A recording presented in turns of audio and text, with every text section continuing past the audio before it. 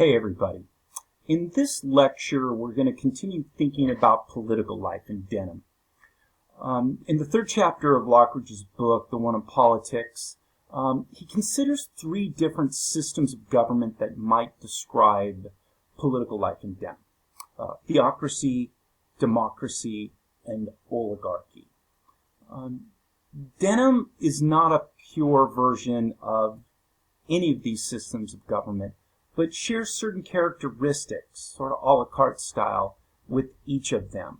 So thinking about the ways in which Denham was and was not a theocracy, a democracy, or an oligarchy gives us some interesting insight into political life in Denham. And not just political life, but we're going to, by considering these systems of government, we're also going to gain some insight into their social life and cultural life and sort of broader priorities. So let's start to consider these. That's what I was just talking about. All right. So let's first consider theocracy. Okay. Let's first start with the definition. A theocracy is a system of government in which political leadership and religious leadership were one and the same. Okay. When we were talking about the Protestant Reformation and the Protestant Reformation in England under Henry VIII, the beginnings of it, I told you that Henry served not simply as the political leader of England, the monarch of England, but with the creation of the Church of England, he was also at the head of the Church of England. Okay? This is an example of a theocracy, where political leadership and religious leadership are one and the same. I told you that was sort of a fateful decision, and it would be one that the Puritans did not want to replicate when they were able to create their own societies in North America. And they didn't, strictly speaking. In Denham, like other Puritan towns, there was a separation between political leadership and religious leadership in these towns. It was, for example, against the law for a person serving on the select board to also serve as the minister for the town, and obviously vice versa. If you were the minister of the town, you could not serve on the select board. They kept these functions separate. Why? Why such a priority? I mean, look at how much time we've already spent discussing the importance of religion for the Puritans. What would be the problem with religious leadership and political leadership being the same? Well, England was the problem. That was precisely the example they wanted to avoid.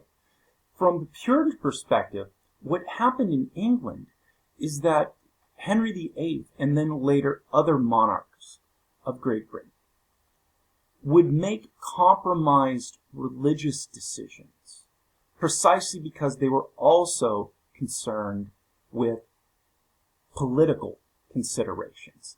And this was going to invariably happen in any system in which political leadership and religious leadership were mixed up. So the Puritan solution to this problem is, let's keep these things separate.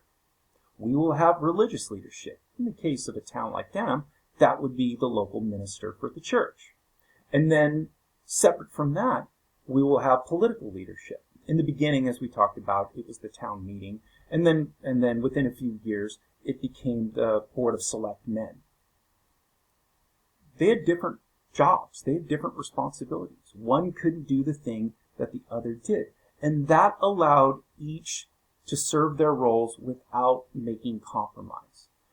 The minister of the town only concerned himself with the spiritual well-being and instruction of the people of the town of Denham. Right? So he was not going to be compromised in terms of also having to weigh political considerations. that might lead some of you to ask, well, does that mean that the Puritans had a separation of church and state in the modern sense that we would think about here? We'll talk more about that idea when we get to our Enlightenment unit next. No, they didn't have this strict separation of church and state like we would consider like this. Think of it this way. The town minister and the select board had different jobs and different responsibilities, but that didn't mean they couldn't work together and coordinate together with their separate responsibilities. Okay. Let's take an example of how religious leadership, having separate responsibilities, and political leadership, having differing responsibilities, might not nonetheless work together and coordinate their effort. The goal of both religious leadership and political leadership was the same. They wanted the same thing, and that was an Orthodox Christian Puritan community. They wanted the same things, but they had different jobs. So, example, I told you before that the Puritans hated the Quakers, and that's a little interesting because we're going to, in our next unit, talk about the Quakers, so let's talk about them now. Let's say somebody in Denham, a citizen, started to manifest unorthodox opinions, was starting to become a Quaker, and walking around town talking to people about this, and even trying to proselytize and convert some of the people in the town to Quakerism. Well, both political leadership and religious leadership would be horrified by this, but they had different responsibilities. So it would be the job of the minister to counsel this person expressing unorthodox religious views. Talk to that person. Pray with that person. Share with that person scriptures from the Bible. Implore, encourage, rebuke. Pray with. That would be the job of the minister. Okay? And maybe, in this example, maybe he got first crack at doing something about this. Right? He was the first one to try and use the tools he has. Conversation, prayer, reading scripture. But at some point, if it seemed like that was not working, if this person was remaining obstinate and not abandoning their Quaker views, at some point the minister would go to members of the select board and explain what was going on and say, hey, I, the minister, at this point I've done pretty much everything I can do. I've talked, I've prayed, I've shared scripture. This person isn't changing their ways. So what can you as political leadership do to try and help rectify this situation? Well, the select board had different tools to try and bring about change in this individual. There would be in most cases an escalation of options that they would utilize here. So they could publicly rebuke. They could increase taxes, fine this person for their unorthodox views. If that didn't work, they could incarcerate this person. Early Puritan towns didn't have standalone jails, so that's why, in depictions of the Puritans, you would often find images of stocks and things like that, things to secure the head and the hands coming through, or simply tie a person to a tree for a few days and keep them there. Stepping up from that, there was physical punishment, whipping, punitive mutilation. People could be branded. And then the next step after that would be banishment from the town. A person kicked out of the town. And that would usually solve the issue. There were occasions where people expressing these unorthodox views either refusing to leave town or leaving town and then coming back feeling that God had placed upon them the need to convert the people from their town, and this person that had been kicked out of the town returning and continuing to try to proselytize and convert people to this unorthodox religious view. At which case, the final and most extreme option the select board had was for capital punishment, to have this person executed.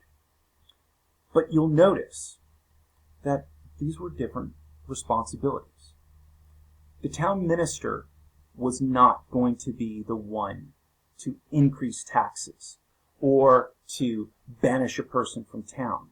And nor was it going to necessarily be the select board's responsibility to share biblical scripture to get this person on the right track. They had different jobs. Strictly speaking, Denham was not a theocracy. Religious leadership and political leadership were separate, and they had different jobs and different responsibilities. However, Denham kind of feels like a theocracy because despite their differing responsibilities, religious leadership and political leadership often coordinated, worked together, discussed things in ways we wouldn't expect contemporary political leadership and religious leadership to coordinate in such ways in contemporary American politics. So, was Denham a theocracy? No. Did it have some of the feel of a theocracy because of the prioritized nature of religion in the community? Yes. So, kind of feels like it, but it's not. Okay. Let's move on to the second type of government that, once again, Denham seems to share some characteristics of, but was not a pure form of. Okay. And that's democracy. Already, we've discussed voting in Denham and the nature of, I'm going to extrapolate some more on the nature of voting. But we talked about it. There was voting in the general court back in Boston. Representatives of towns were sent to go and vote. There was the town meeting was a pure form of seeming democratic representation in the beginning. And then when it came to the creation of the select board, people in the town voted for the men that would serve on the select board. I don't know, man. That sure sounds like democracy to me. Yeah, but democracy is more than just voting. And the reason Lockridge doesn't think democracy perfectly describes Denham was that, yes, they had voting, but they didn't really have an idea of representation. Now, what does that mean? Well, for the Puritans, voting was a mechanism for identifying the best, wisest, most godly people and to put those people in positions of authority. You know, it's the most straightforward way they could conceive of. Imagine 30 people in a room and trying to decide an issue. Where are we going to go? Where are we going to go out to dinner tonight? The most logical and straightforward way of doing that is to get people to vote on the issue. However, once those people were placed in authority, once you voted for somebody to serve on the select board, Lockridge tells us those people now serving on the select board did not consider themselves obligated to follow the will of the people. They were not supposed to place what other people want in their consideration. After all, the reason they were selected to govern was that they're the smartest. they are the wisest. They are the most godly. So therefore, they should follow their own conscience, their own best judgment to determine not what the people want, but what is good for the people, to do what is good for them. And so what Denham lacked was a dimension of representation.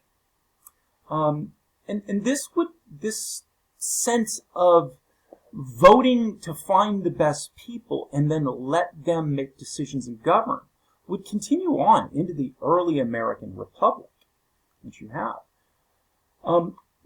This style of politics is referred to as deferential politics, where, yes, people vote, but after voting, they defer to the better judgment of those people that they've placed in power. Where this really starts to change in American politics is the most concrete example of this is with the election of Andrew Jackson as president in 1828. So, in other words, almost 200 years after this time that we're talking about with the founding of the Puritans in Massachusetts. Prior to the election of Andrew Jackson, you not only needed to be male to vote, not only white, not only adult, but in the early American Republic, you had to have a certain amount of property that could be taxed to allow you to vote. What this essentially was about was restricting voting only to the middle class and to the wealthy, and to bar the poor and the working class from voting. By the middle 20s, 1820s, most states in the Union had abandoned this property requirement, allowing the poor and the working class to vote. And by the election of 1828, all the states had. Now, Andrew Jackson's appeal was different from earlier presidential candidates. Jackson argued not that he was better than the voter, but rather that he was one of them. I am like you. And when you put me into office, I will do what you, the people, want me to do. By the time we get Andrew Jackson, this politics of deference, where voters defer to the better judgment of those that they considered better than them, was being replaced with what we call mass politics, in which there's a greater sense of politicians at least claiming to represent the wishes and the will of the people, like Jackson. Andrew Jackson's inauguration in 1820, he was elected in 1828, but the inauguration was early 1829. You see an image of the what Jackson did for his inauguration is he invited everybody to come to the White House. So we have a depiction of what looked like a lot of people congregating around the White House. And within the White House, it got a bit wrecked with all these people coming into the White House. People putting cigars out on fine carpets. There's a report at one point there was a horse that was brought in there. This was Jackson's appeal. He was appealing more to the poor, to the working class, white poor, white working class that had previously felt disenfranchised, that were disenfranchised. Okay? And so, on one hand, did Denham sort of feel like a democracy? Well, they certainly had voting. They picked their leaders. So, yeah. But is it a pure form of democracy if you are voting for people who then serve and only follow their own mind, their own opinion, their better judgment, and don't give much sense of what the people themselves they want? A big component of what we think of democracy today, representative democracy, is that we put people into office precisely because we feel like they are going to follow our will. And if you don't have that sense of representation, do you really have democracy? So this is why Lockridge says, they had aspects of democratic life, a kind of peculiar aspect of democratic life. But could you really call Denham a pure democracy? Probably not. Probably not. Sort of just like we discussed with theocracy. Some of the feel of democracy, of theocracy, but was it a pure form of theocracy? No. Same thing with democracy. Okay, let's look at the last of our systems of government that Denham might fall into. And that is oligarchy. Oligarchy might be the one you're least familiar with. An oligarchy is a government in which a very small number of people rule.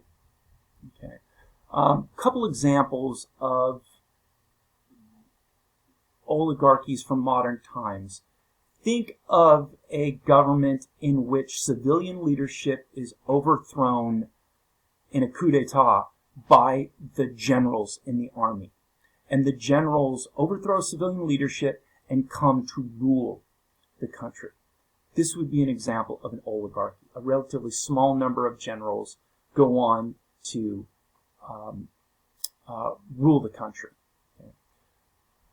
There are other forms of oligarchy in which, for example, there were multiple examples of this in Central America, where a very small number of wealthy families that own the vast majority of wealth in the country are basically able to dictate what they want. 50 families, 100 families, they get to do what they want because they control 90 to 95% of the wealth in the community. That would be an oligarchy. Okay. Well, why does Lockridge think that maybe oligarchy describes political life in Denham? Well, remember when we were talking about the select board and the type of men that served on the select board? One of the characteristics that was shared among the men on the select board was they were few in number. And we talked about that. What does that mean, few in number? Remember, the same people tended to get elected again and again and again. So, when you look at the first 20 years, 30 years, 50 years of Denham, a very small number of people during those periods of time were actually running Denham because they were getting often re-elected again and again and again and again. So, what is an oligarchy? An oligarchy is a system of government in which a very small number of people run, it depends the size of the government you're talking about. In this case, a small farming village. However, traditionally when we think of oligarchies, we think of them as having dictatorial control over whatever they're governing.